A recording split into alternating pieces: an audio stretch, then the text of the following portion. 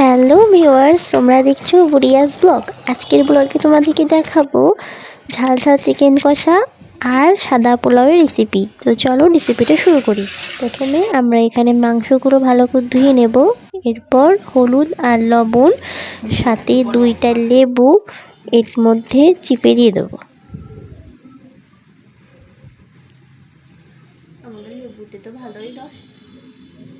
লেবুটা দেওয়া হয়ে গেলে এটাকে ভালো করে মিশিয়ে নিব। ভালো করে মিশানো হয়ে গেলে এটাকে 10 মিনিট মতো আমরা রেস্টে রাখবো।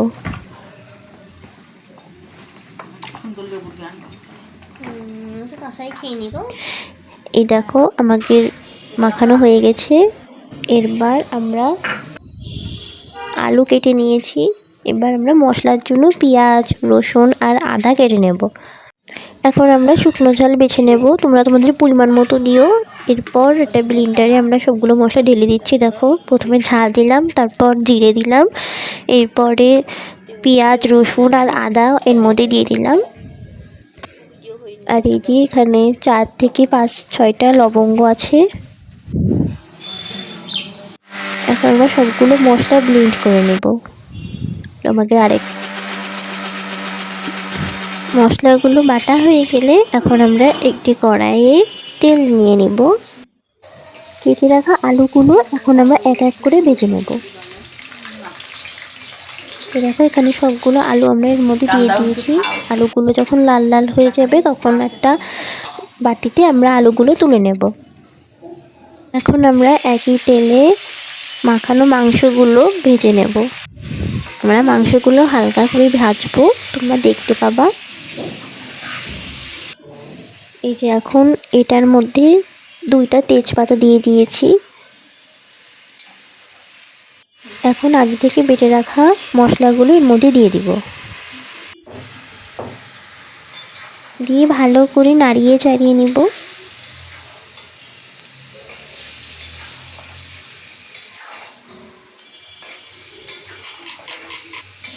ভালো করে মিশানো হয়ে গেলে এখন আমরা এর মধ্যে হলুদ দিয়ে দিব। তোমরা যে যার পরিমাণ মতো দিবে। এরপর লবণ দিয়ে নেব। এরপর সবগুলো উপকরণ আবার ভালো করে মিশিয়ে নেব।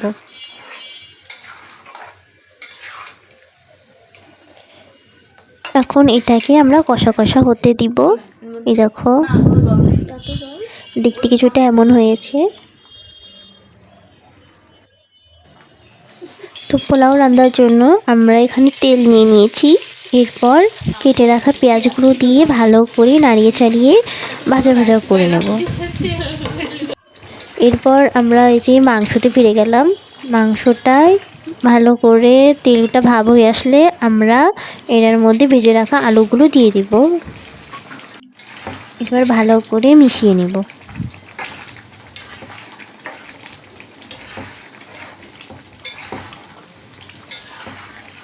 এরপর চলো আমরা আবার পোলাওয়ে ফিরে যাই। পেঁয়াজটা যখন লাল লাল হয়ে যাবে তখন আমরা এটার মধ্যে পোলাওয়ের চালগুলো দিয়ে দিব।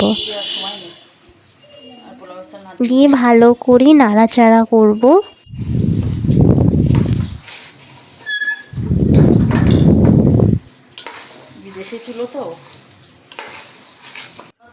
এরপর আমরা গরম জল করে রেখেছিলাম আগের থেকে, সেটা এটার মধ্যে ঢেলে দেব। দিয়ে ভালো করে মিশিয়ে নেব। এই পর্যায়ে আমরা আমাদের পরিমাণ মতো নুন ঢেলে দেব।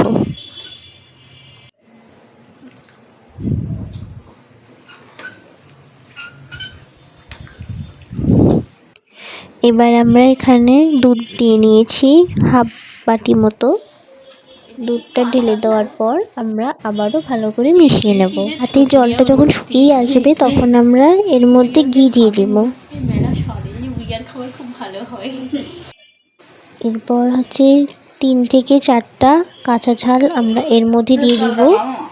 দিয়ে এখন আমরা আমাদের স্বাদ মতো চিনি দিয়ে নেব। তোমরা চাইলে দিতে পারো আবার নাও পারো। এই পর্যায়ে আমরা এখন ঢেকে রাখবো। তো এখানে আমাদের মাংসটাও কষানো হয়ে গেছে। এখন আমরা এটার মধ্যে খুবই সামান্য জল ঢেলে দেব। তো ব্যাস, এবারটা ঝোলটা ফুটে গেলেই তৈরি আমাদের ঝাল ঝাল কষা মাংস আর সাদা পোলাও। যদি ভিডিওটি ভালো লেগে থাকে অবশ্যই লাইক করবা, কমেন্ট করবা এবং সাবস্ক্রাইব করতে একদমই ভুলবা না। সবাইকে ধন্যবাদ।